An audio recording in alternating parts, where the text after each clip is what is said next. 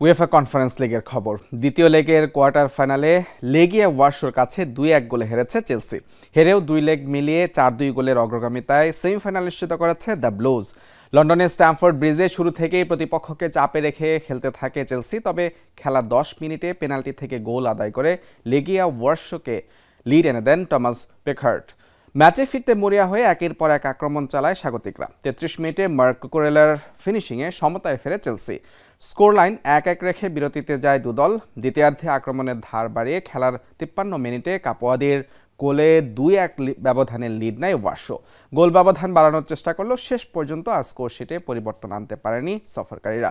জয় নিশ্চিতের পরও সেমিফাইনালে উঠতে না পারার হতাশা নিয়ে মাঠ ছাড়তে হয় লেগিয়া ওয়ার্সো।